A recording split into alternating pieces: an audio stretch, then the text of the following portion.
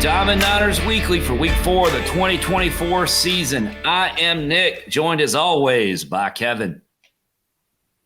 What's up, Niner Nation? Producer Brad, making it all go. Hey.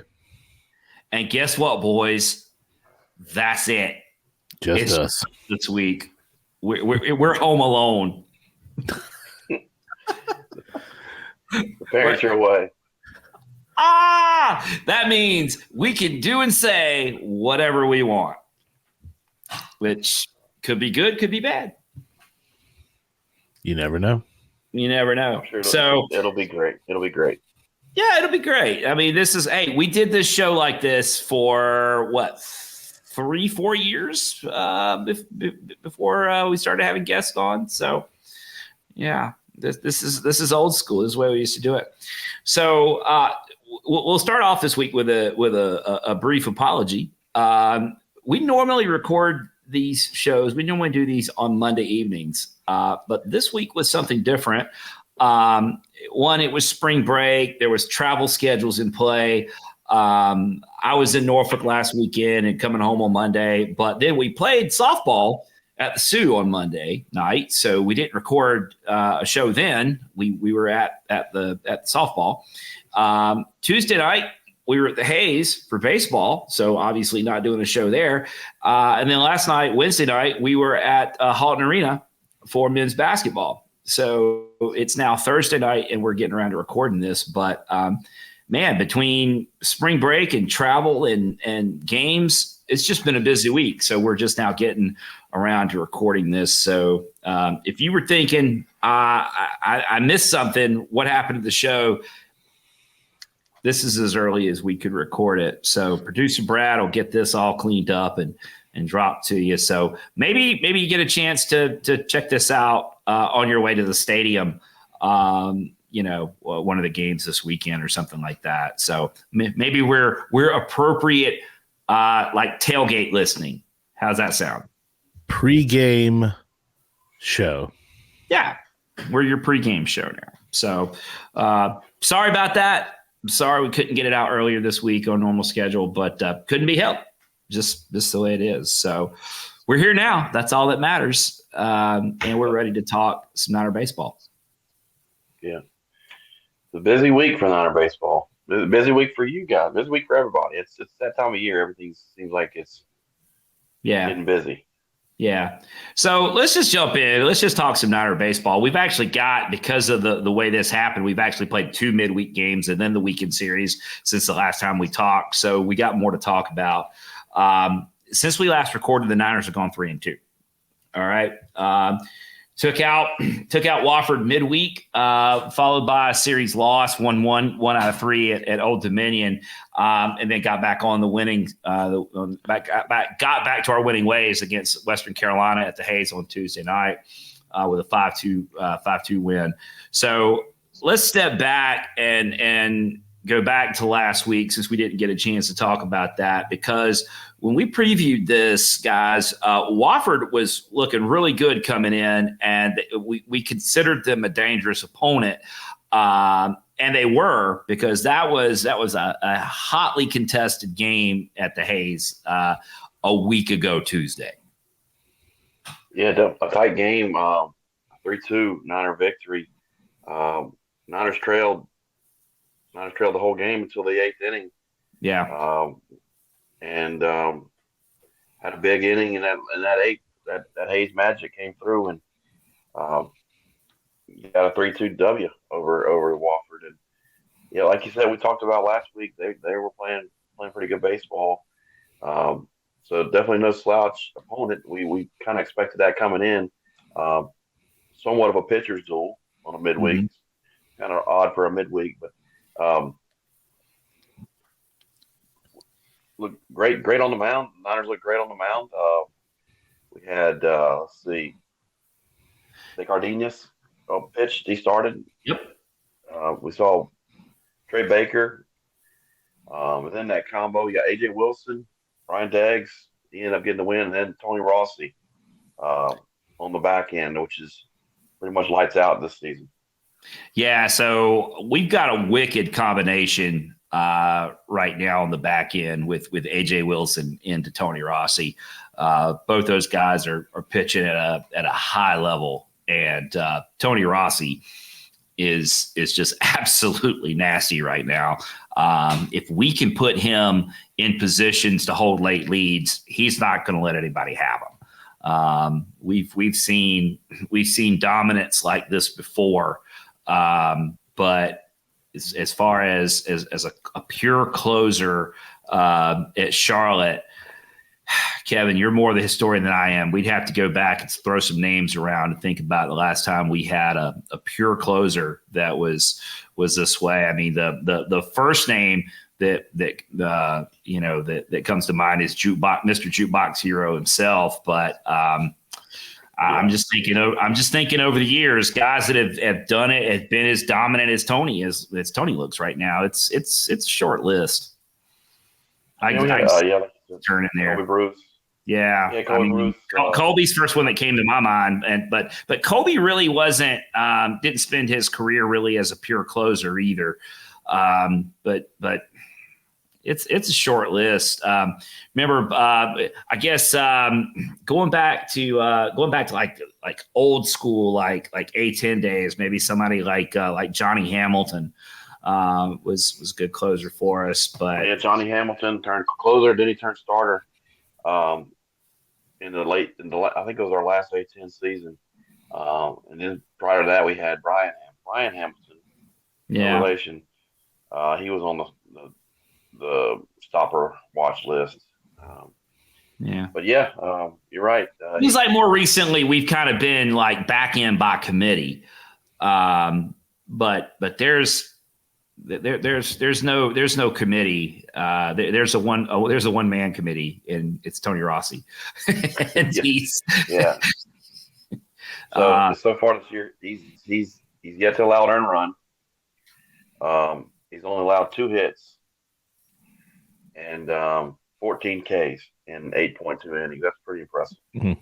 Yeah, 4 saves. He's tied for 3rd in the country with 4 saves. So he's a big piece of our success this season so far. Yeah, for sure. So the comeback in that, and the Niners were the Niners were trailing going to the bottom of the 8th, and look, I don't know about you, but I mean, I knew, like Woody always says, right? There's no clock in baseball, but bottom of the 8th inning, I was starting to get a little worried. But Thad Ector's been hot to start the season. He stayed hot. He singled. Stallman walked, and then Noah Furch did what he is starting to develop a reputation of doing, and he's coming through and getting a big hit. So big 3-run homer, and then we went from that immediately into Tony, and that was the end of it. So really fun stuff. But I will say, and we're going to have to talk about it here as we move towards Old Dominion. The trend right now for the Niners is this might be the most complete pitching staff that we've had in the Woodard administration, if you want to call it that, in Woody's tenure here. Most complete pitching staff, but right now it's a question of, can we get the offense rolling? And when the offense does roll, it's usually a little later in the game. So it's kind of a trend that's developing. Need to get the bats going, but you have to be really excited about what this pitching staff's doing so far this season, because we have so many different guys that can do it and so many different looks that we can bring to the table. Striking a lot of guys out, but we're doing it a number of different ways right now, so it's promising on the mound. Yeah, like there's a lot of different options. We talked to several folks coming into the season. They said the depth is there with this pitching staff, and it certainly is. We've got a lot of options out there to choose from. I think we were kind of jumping ahead, but on Sunday we saw us piece together a good game on the mound with several guys. So kind of similar to the Tuesday night game, but like like I said, on the offensive end, you got a lot of holes to replace from last year. There's no getting around that. I mean, you got All American Cam Fisher, all-time uh, home run leader in program history. Yeah. You got guys Austin Knight, you got Jack Dragum, Jake Cunningham. Uh, you got to try to fill those holes in the Yeah. lineup. It takes a little time. I think you can't just plug and play, but I think it once we get some more experience under our belt, I think it'll start clicking a little better. Yeah. The other thing is too, and I'll say, I mean, we're going to talk more about the games, but just in general, a lot of these guys, we talked about this after opening day against Virginia Tech. A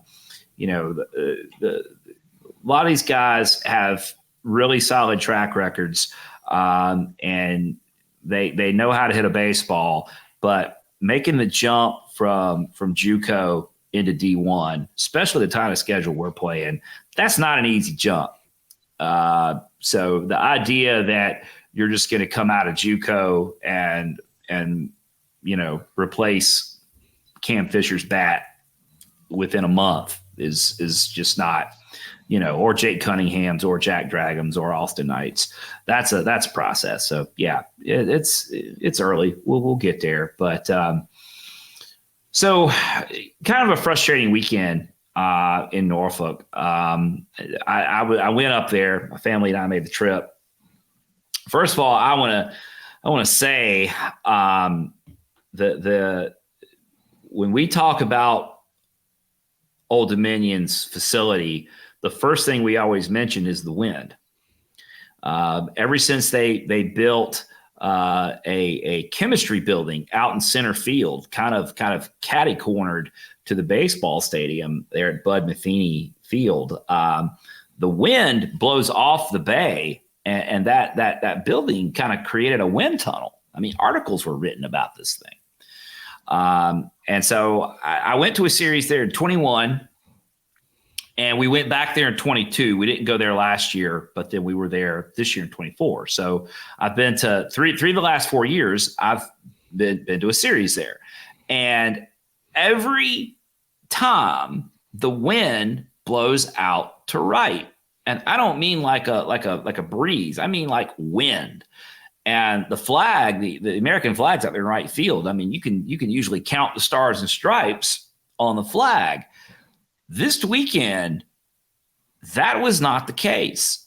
There was either a slight breeze that really was hardly moving the flag, or at times the wind actually blew in from right. Never seen that happen.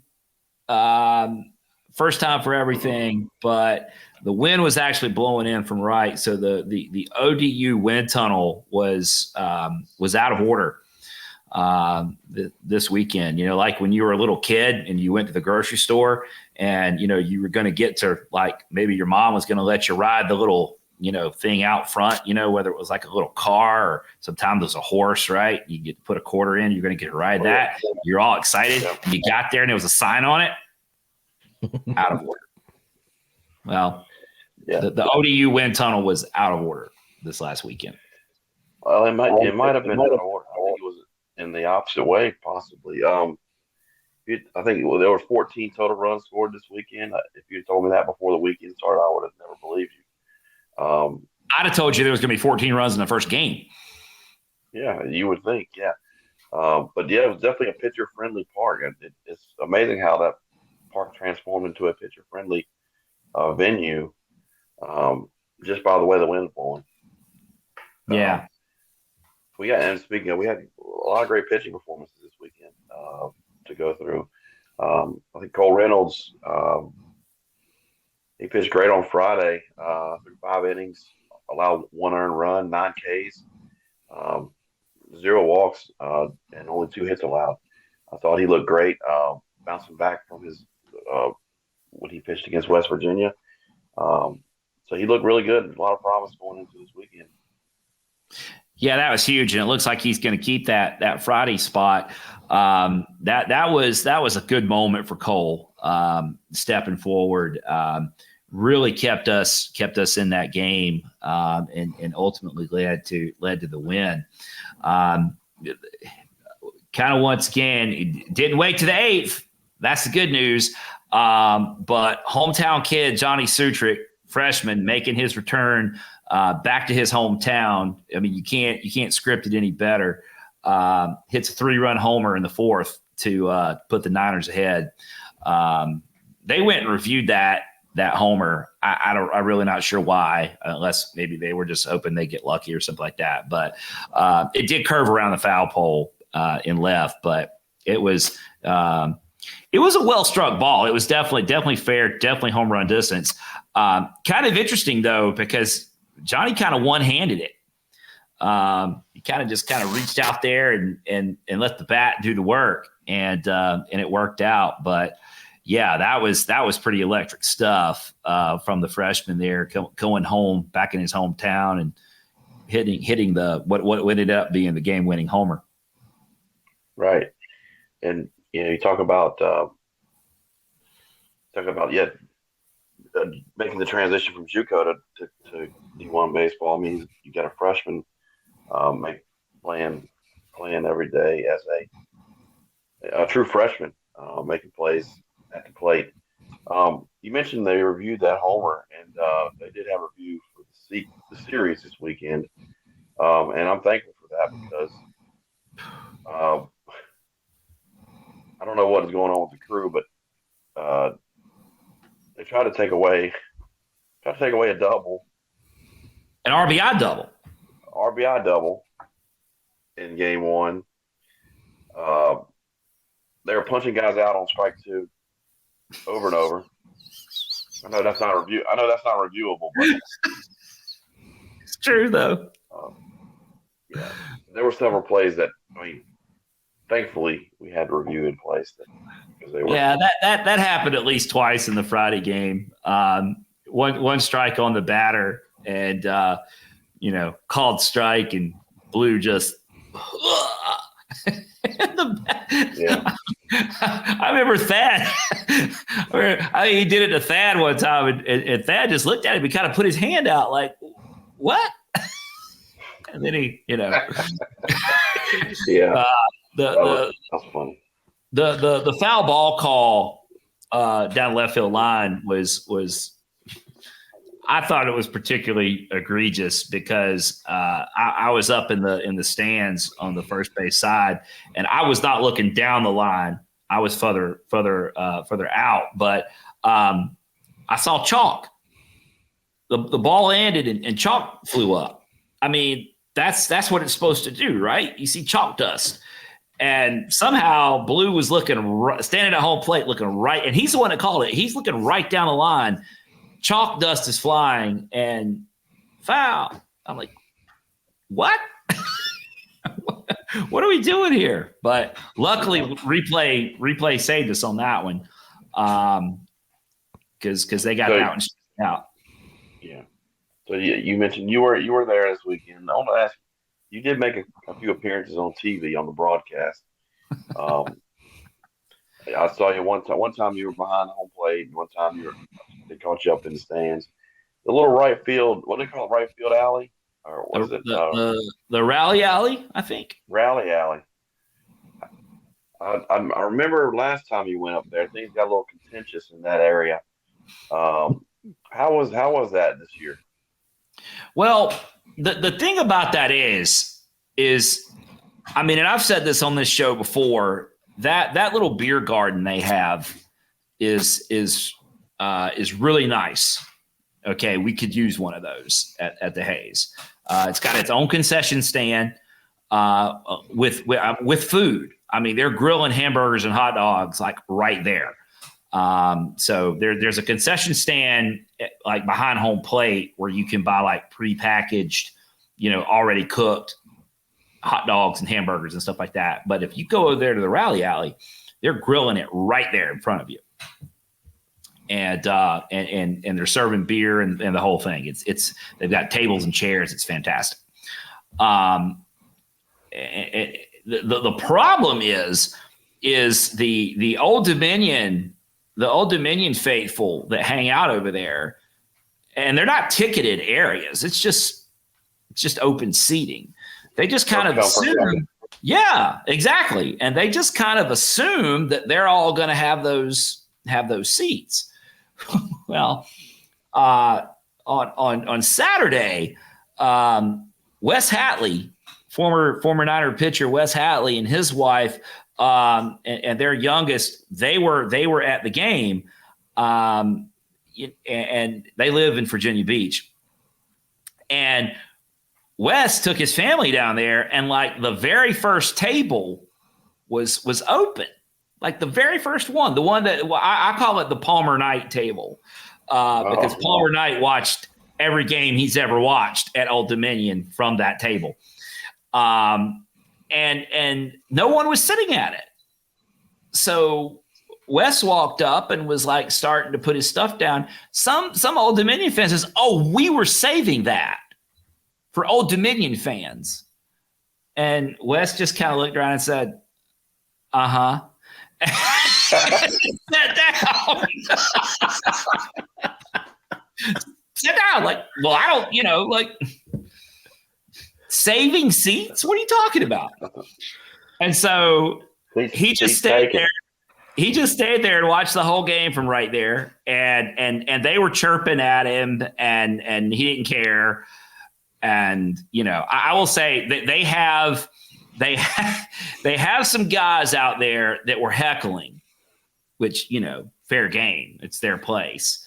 And one guy made a comment to me after we were leaving. He's like, "Oh, hey, hope you didn't take any of that personal, And I was like, "Oh man, you were doing what you were supposed to do. In fact, we've got guys like you at back home at the Hayes, except they're better at it." It was weak. It was weak sauce. The chirping that they were trying to do, and it's like I don't care. You're doing what you're supposed to do. Part of the home atmosphere. And anyway, they have absolutely nothing on the CLT Goldmine boys. I know we talked about them last week. I sung their praises already, but they don't have anything like that. So it's like, no, dude, I've heard chirping, and this really ain't it. Yeah. Yeah. Another problem I noticed with that area is it seemed like whenever we were batting, they were just throwing stuff on the grill because you could see the smoke going right between the mound and home plate every time. It seemed like every time we were up. I know I'm a homer, but I didn't quite notice it when ODU was hitting, but I did notice it quite a few times when we were hitting. But smoke just going right between the batter and home plate. Home plate and the pitcher now. It makes sense because when they want to watch, they get hungry when they're not at the plate, right? I mean, it makes sense. So. Yeah, I guess so. I don't think that's a thing. But overall, the review on the rally alley is fantastic as far as a setup and what they've done there. All credit to Old Dominion for that. They are supposedly, by the way, Kevin, I forgot to give you an update on this. They are supposedly building their new stadium after the season ends. They're going to tear that down and build their new thing. We heard that this weekend. I also heard that in 21 and 22, and now it's 24, and they're saying that. So let's see if it happens. But they do need like I said, the rally alley is awesome, but they do need to upgrade Bud Matheny. So hopefully they will, because I like this series with Old Dominion. I think we should continue to play them, and hopefully we will. I agree. I think it's a good series to keep on the schedule, and their RPI is always going to be decent. Yeah. You would think, because they're in a similar situation to us. They have a lot of great teams in that area that they can play locally to keep their RPI. And Finwood's done a great job. I mean, that's as long as he's there, they're going to be a competitive team, I would think. Right. So good. By the way, can I interject right here? We're talking about building stadiums. Can I drop a note right here? Sure. If you're a longtime listener of this show, you heard my ballpark review after going to the Huntington YMCA for Marshall. Okay, if that's out there, if you want to go look that up, I gave a full review of Marshall's ballpark. I need to extend congratulations to them because they finally, after lying to recruit, promising recruit, saying for like 25 years that they were going to build an actual ballpark. They opened their new ballpark this past weekend. I don't even know how they did. They brought in somebody to be the sacrificial lamb in the first weekend, but they finally got it opened up. Congratulations to Marshall. You did it on opening Jack COVID Park. So good for you guys. So there's my retraction to Marshall. I don't think that's the name of the stadium. I think you got the name of the stadium wrong. What did I say? I think it's Jack Cook. I think it's Jack Cook Stadium. Isn't that what I said? No, you said COVID. You said Jack COVID Stadium. Or something. I said Jack. Oh, Freudian slip. I guess that's what happens when the state of West Virginia allocates 10 million COVID relief dollars to Marshall baseball so they can build a stadium. That's what COVID was all about, apparently, was getting Marshall baseball out of the YMCA. So I don't know, just sorry. COVID, I mean, all the best. What'd you say it was? Jack Cook. Jack Cook. I think it was the first coach of their team. Jack Cook Marshall Field at COVID Stadium or whatever they're calling it. So congratulations to Marshall. Anyway, that's all. They're in the Sun Belt. They're in the Sun Belt now, and I guess Sun Belt made them build a stadium, or they weren't allowing them to play at the YMCA like they did. Yeah. Well. Anyway, that's all I had to say about that. Let's get back. Let's get back to Saturday and Sunday games. Let's finish up Saturday, Sunday. Saturday, got a pretty good outing from Cam Hansen. 5 innings pitched, 0 runs. Langhorne threw a scoreless inning as well. Just had 300 runs that really were the difference in the game. We left seven runners on base throughout the game and had our shots to knock through, but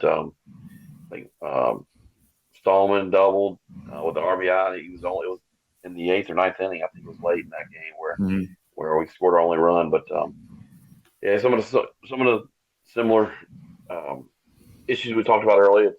The wind was going in as well, and it became a pitcher's park rather than a wind tunnel. Here's what I think happened. So Thad got charged for the error in right field. That's how those unearned runs cross the plate. There had been heavy rain, and in fact, the game time got moved back because of the rain.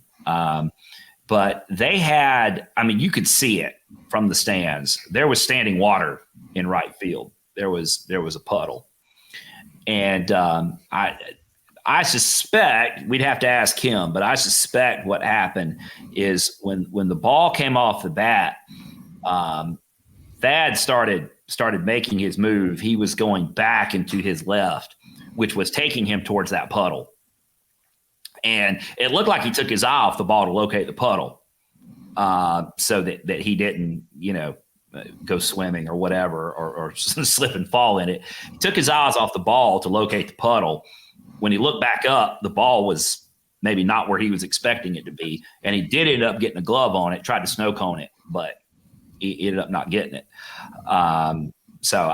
We'd have to ask him, but that's what it looked like from the stands. It looked like he looked down to locate the puddle, and that threw off not only what he was looking at, but also the route he was taking, because he was kind of trying to go around it.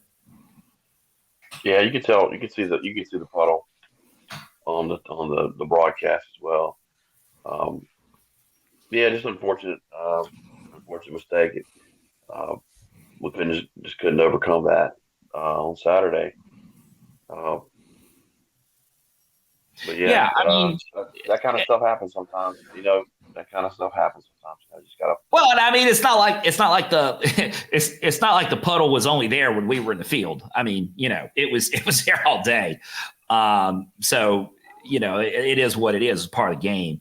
But at the end of the day, I mean, we had some, like you said, Stallman got the RBI. Noah and Carson also doubled in that game, but we left 7 runners on base. You lose, you lose by 3. You leave 7 runners on base. You had your chances. So just kind of another opportunity. Kevin, and I know we're going to talk about the game 3 with Old Dominion, but it feels like it feels like the offense is just like right there, because what are we having trouble with, right? We're having trouble leaving guys on base. Well, this sounds stupid, but in order to leave guys on base, you have to get them on base. So it's not like we're just getting completely, it's not a washout. We're getting guys on base. We're just waiting for that click to happen where we start stringing hits together, and then that's where the runs start crossing the plate. Right, waiting for that big punch to knock them through. Yeah, it's like you said, you can feel it. You can feel it.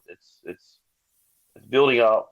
We're building up, and um, it gets a little frustrating at times. But like you said, they're getting on base. They're getting on base. We're just not continuing part 2 of that, which is driving them in, and I'm sure that will come as we continue through the season. But Sunday's game, yes, similar. We left 10 on base on Sunday. We lost Yeah. 3-0.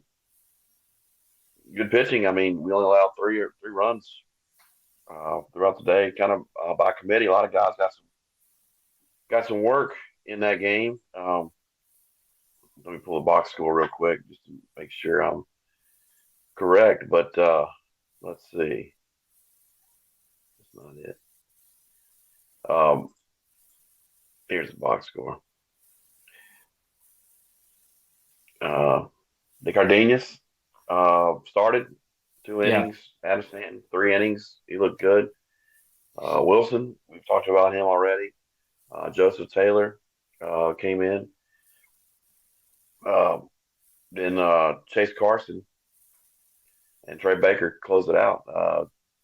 So a lot of guys. I mean, some of these arms we haven't seen a lot of this year, but yeah, they look good on Sunday. And we talked about the depth. We talked about the depth of this pitching staff, and we kind of saw some of that Sunday. Yeah. So, there's the guys we know, and then there's the guys we're learning. I mean, Cam Hansen, you know what you're getting with Cam. He's gonna give you a chance to win the game. Same thing with a returning guy like Spolyar. Andrew Spolyar is like kind of I would consider him. I mean, when you're talking about bringing lefties out of the pen, you're talking about AJ and Spol. And Spolyar is coming out of the pen as an effective lefty. AJ Wilson looks healthy, and I'm not sure that we can say that as far as the time that he's been here. He looks healthy. He looks ready to go, and he's doing a phenomenal job from the left hand side. But then the guys that I see, and 2 names that I'll mention just off the top of my head here are Adam Stanton and Trey Baker. I think both those guys are emerging, and we saw Stanton with 3 innings, three scoreless innings on Sunday. But then fast forward, getting a little bit ahead here, but the Tuesday game against Western Carolina, he was heavily involved in that one as well. So, you're starting to see who's who and what we've got. And I know I said this earlier in the show, but it's pretty promising. Right. I mean, we all know you can never have enough arms. Never have too many arms. Definitely not. quality arms, and we've got plenty this year, especially come tournament time, and when you're digging deeper into that bullpen as you're playing 4, 5, 6 games on a weekend. Yeah. So in the end, you lose the game 3-0. Left 10 on base. Again, if you're not having competitive AB, if somebody's having competitive ABs because you're getting that many guys on base, and guys are doing it in different ways right now. Heck, look at I'll just give you an example. I mean, to say that Caden Hobson is having the kind of season at the plate so far that he's used to having, it would be incorrect. But even though Hop's struggling with the bat, although we did see him start to break out a little bit on Tuesday night, Hop's struggling with the bat, but his on base percentage is still like 400. I mean, he is a tough out right now. When he goes to the plate, his plate discipline and his strike zone awareness is just elite, and he's making pitchers come to him, and oftentimes they're not. And Hop winds up at first base. 391 to be exact. 391, yeah, OBP, and I think Brad, I think he's batting like. He might be batting a $150, but his home base percentage is 391. 133. Yeah. There you go. Well, so, I'll tell you this. I thought he had a grand slam in that Sunday game. I think it was. So did he. I think they said it was over 100 miles an hour on that. And any other time we played there, they would have been 30 feet beyond the outfield wall, but it would have went over the scoreboard. Yeah, but it just kind of died out there, and he called it as a track, right? So yeah, I mean, one swing of a bat, that's the difference in the game right there. It's a 4-3 game instead of a 3-0 game. Yeah. So just still searching for that knockout blow, that one hit to get us over the edge. But yeah, I thought he had it. I thought he had one this weekend. So he thought he had it. Our dugout thought he had it. Their dugout thought he had it. Everybody in the stands thought he had it. The right fielder thought he had it. The right fielder basically just went to the wall and looked up, and there was the ball.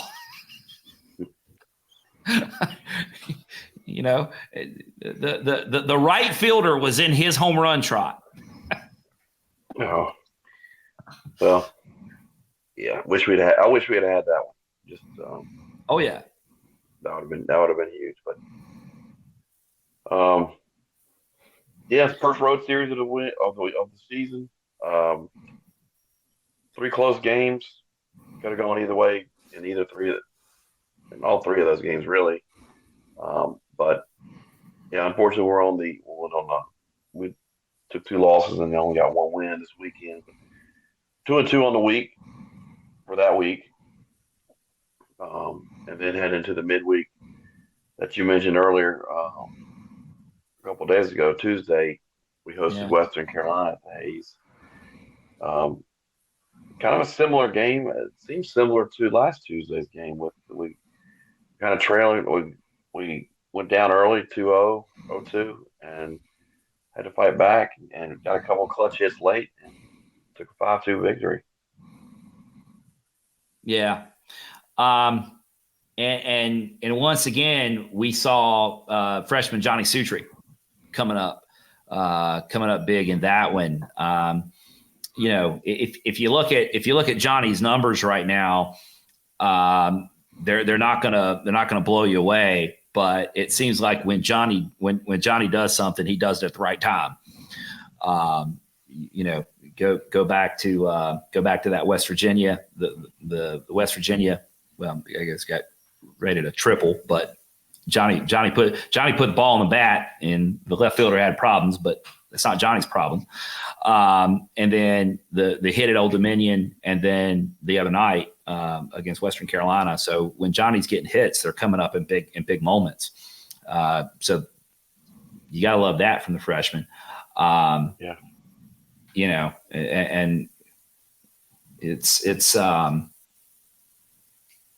to watch. It's fun to watch a young guy come in and have an impact off the bat like that. Right. I saw someone with a nickname put a nickname out there, Johnny Baseball. I don't know if that's his nickname. I didn't see that, but that's fun. I think I saw it on the gram. Okay. Which Johnny Baseball. I know you don't venture over to the gram much, but Not really. I'm there on occasion just to make sure our bases are covered. But I think that's where I saw it. Maybe we need to confirm that's a legit nickname and roll it. Well, in case you haven't tell, I'm all for guys named Johnny. Nice. Yeah. I was wondering where you're going with that. Yeah. Yeah. Nice. Good job, Nick. Yeah. I'm all for guys named Johnny. So me too. I like Johnny. Good little connection there. So yeah, the game on Tuesday, Western Carolina, we win at 5-2. Kind of have to get it going again. Again, solid pitching. Baker with 4.1 innings, with 9 Ks. Adam Stanton was a part of that. AJ Wilson was part of that. Tony Rossi was part of that. You know, we're really pitching on a high level right now, and it's fun to watch. Like I said, just gotta get the bats kind of coordinated and going. I mean, Carson Bain had a double, Hop doubled, Spencer Nolan doubled. That was cool. Good to see, and as well as Johnny. So all the pieces are there. We just need them to. We just kind of need everything to click. You know when would be a good time for it all to click? Like the next game, like this weekend. Yeah. It would be great. Like if it all came together this weekend. Because Maryland's coming in, they're a good squad. We've got some history with them recently as well. They eliminated us in 21 down in Greenville. So we beat them and then they eliminated us. But let's take a quick look at where we stand. It's still we've got two this weekend and next, 2 more out of conference series left. So and a slate of midweek games for the rest of the season. But we can kind of take a look at this. The Niners are 7-6 overall, and strength of schedule is 22. Not a surprise. The staff has got anybody, anywhere, anytime mentality. And that's the way they schedule. So strength of schedule is 22, and that will probably honestly that will probably improve as we keep going through the schedule. And RPI sits at 64. Is it too early to talk about RPI? Yes, it is. However, what I will say is if we're getting to that point in the season where if your numbers are not at least moderately respectable, they're not going to get there. If you're 264, you're already behind the 8 ball as far as your strength of schedule and what you've done so far this year. So what does 64 mean as the RPI for the Niners right now? Well, nothing, but it means we've played a tough schedule and we've had some success against it.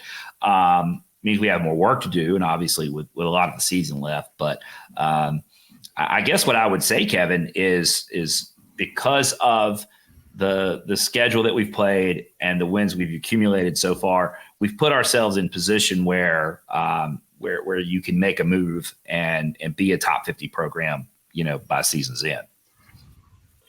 Right, like you said, you can't get there. You can't get there if you're not starting.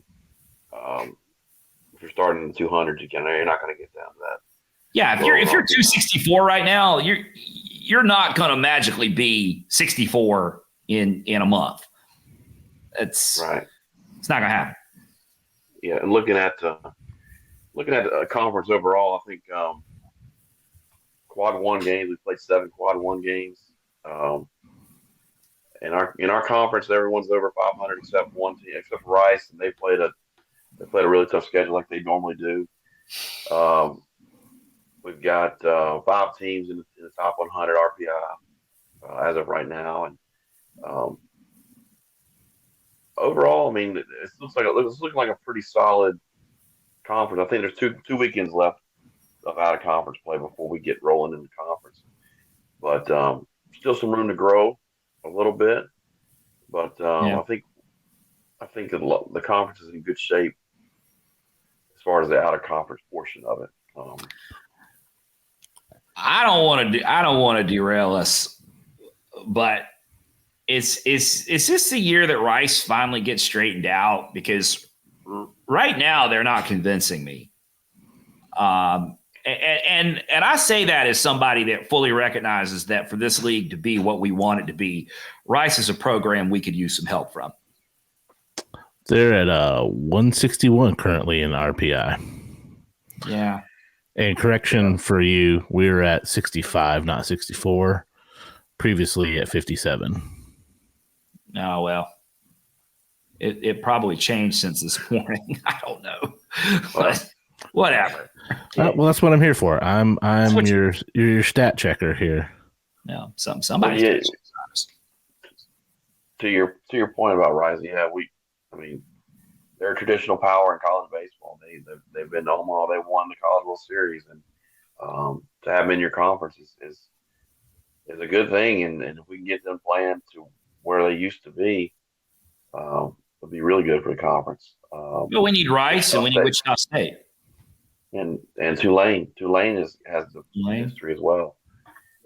Looking at Rice's schedule, they have a good series win at Louisiana a couple weeks ago. They got swept by Stanford and swept by Notre Dame. So, they're going to play a tough schedule every year. And they used to start hitting their stride when conference play started. And we'll see. They've got Hawaii. They're going to Hawaii this weekend. That's fun. Yeah, they've got, and then we got Houston Christian as the next conference weekend. So there's some wins to be had there, and then conference play starts. I'll say this about the AAC and the potential that the league has as a baseball conference. Because obviously East Carolina is the standard bearer until further notice.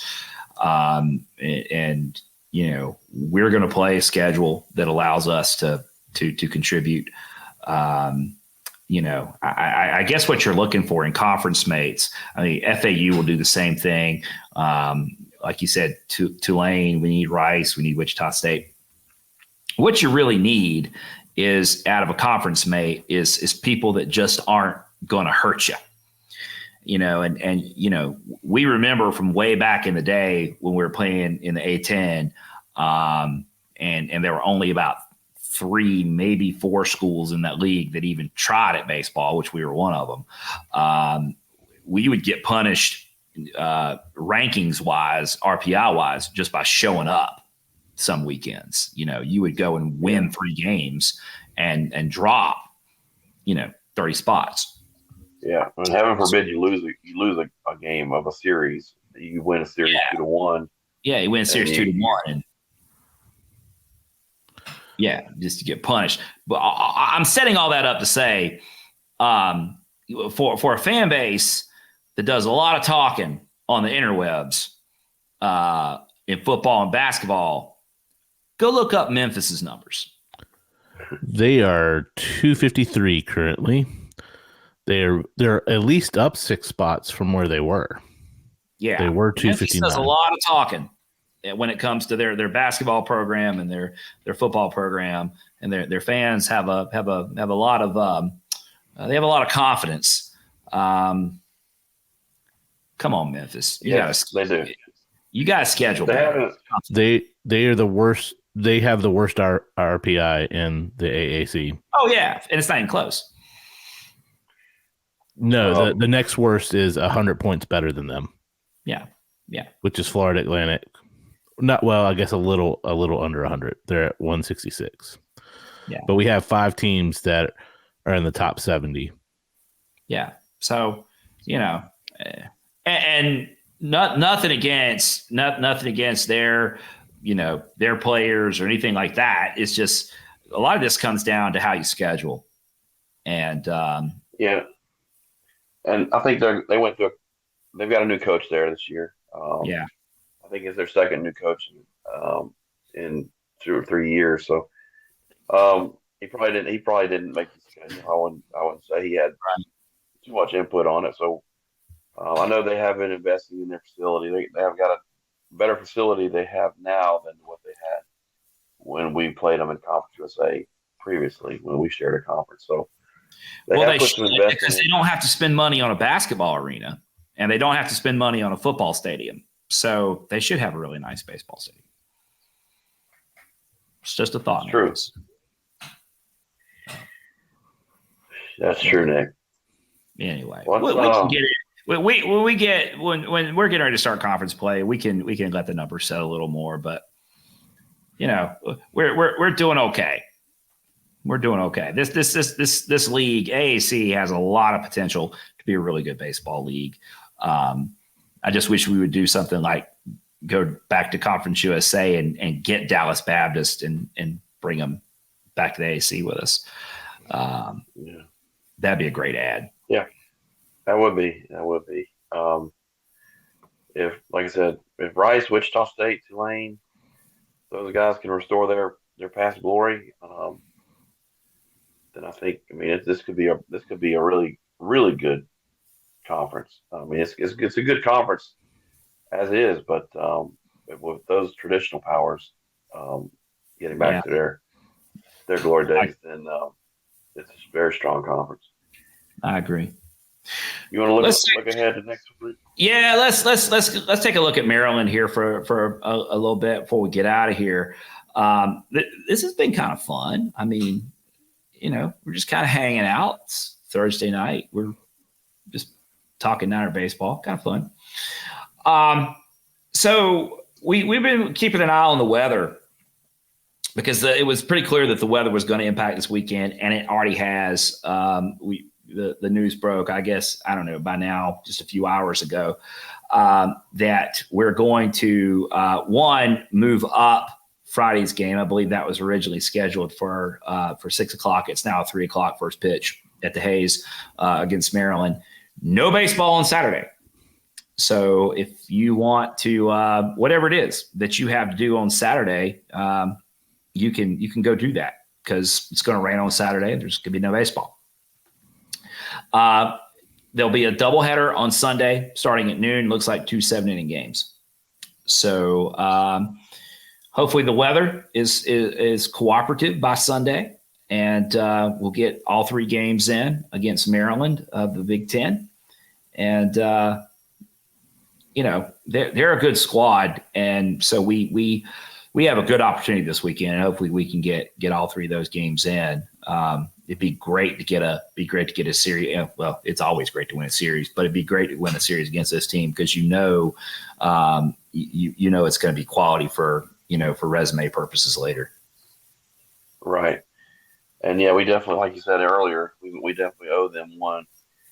Matt Brooks, he threw a gem down there in Greenville against them in that last game. I think was it 2-1 we lost 2-1. Yeah.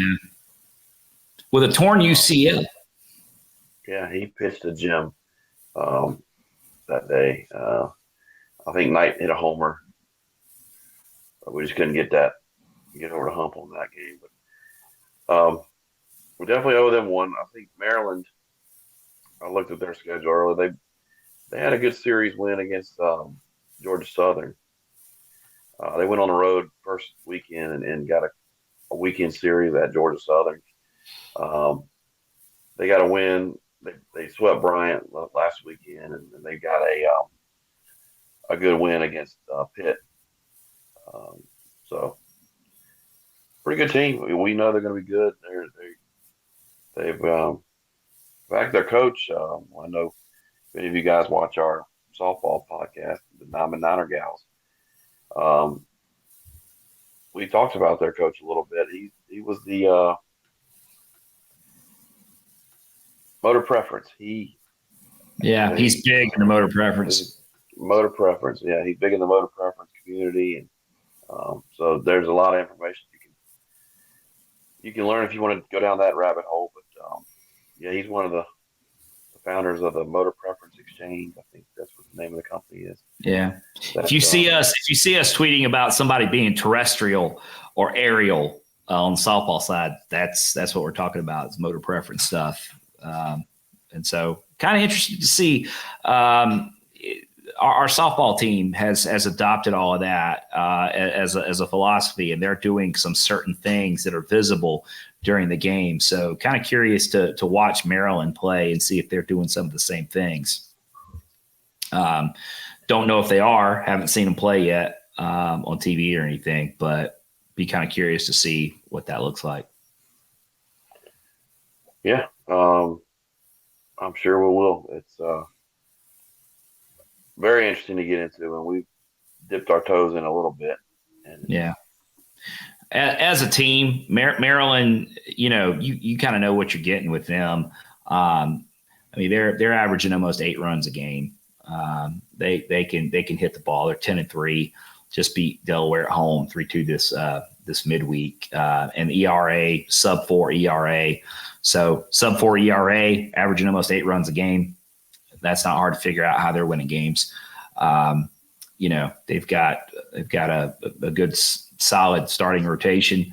They've got, you look at their first baseman, Eddie Hakopian, batting almost 420. He's really off to a great start. We got our work cut out for us. I will say, if I'm them, and I'm sure they are, but if I'm Maryland, I'm looking at this weekend. This is like a big opportunity weekend for them because statistically, I mean, as far as strength of schedule and those kind of things, we're on paper we're the best team they've played for a weekend. So it's a big opportunity for them, and it's a big opportunity for us too because we need to bounce back after last weekend in Old Dominion. And I'm telling you, Kevin, if the first clutch hit happens, I just how these things go. When the first clutch hit happens, they start to come in bunches. Right. I would welcome that. I would love to see that at the Hayes this weekend. You're right. It does come in bunches, and all it takes is one. All it takes is one to get going. It's a mental thing. Totally a mental thing. Yeah. Yeah. There's a lot of it is mental, I think. But you mentioned earlier our rotation. We're going to go with Cole Reynolds on Friday, Cameron Hansen on Saturday, and TBD on Sunday, depending on how the weekend goes. Well, I guess Cam Hansen's going to start game 1 on Sunday. Sorry. Yeah. We're going to go up against 3 righties. So, yeah, looking forward to getting out to the Hayes. Yeah, it's going to be fun. I always love these opportunities. Just need to continue pitching at the level we are and get a little timely hitting, and we could be right where we want to be. Shout out before we wrap this up. Shout out to our boy Jack Dragum. Kind of this is the Pro Niners update, if you will. Hadn't done one of those in a while, but our guy Drag signed to play for the Lincoln Salt Dogs in Lincoln, Nebraska. That's Indy. I guess what we would formerly call independent baseball. I guess what are they? It's the American Association. Yeah, American Association. It's sort of like the Atlantic League here on the East Coast. So Jack's going to play some independent ball and look to keep his baseball career going. So we'll be watching because Jack's one of the all timers here as far as we're concerned. I hope he gets to use his walk up song. That's all I'll say. I hope he gets to use the recipe in Lincoln. I think they don't know the recipe. They will, though. They will know the recipe because Jack's saucy. So I still don't know what that means. Probably don't want to know, but love Jack. So congrats to him. Can't wait to see him play. The Lincoln Salt Dogs are getting, one heck of the shortstop. I'll tell you that. Yeah, I saw Jack on the mound. Some videos. He was working his way back on the mound too. So who knows? We may see him two-way and with the Salt Dogs. Yeah, that'd be fun. All right, folks, we're out of time. If you're still listening and we haven't ran you off, sorry no guests this week. Crazy schedule. Need to keep the streak going. Need to put some baseball content out there. So it was cool for us to get to spend this time and just chew the fat a little bit and talk a little Niner baseball. Hope you've enjoyed it. If you have enjoyed it, why don't you consider subscribing to the YouTube channel and turning on notifications so you get notifications when we put out new content. You can also find this wherever you find podcasts, although we're kind of partial to Spotify around here. You can also subscribe in those places. Follow Diamond Niner Report. We're all over social media, Twitter, Facebook, Instagram. You can find us there, follow, and keep up with Niner content as we put all that out. We appreciate everybody tuning in. Hope you've enjoyed it. So for Kevin, for producer Brad, this is Nick, and we're going to see you at the Hayes.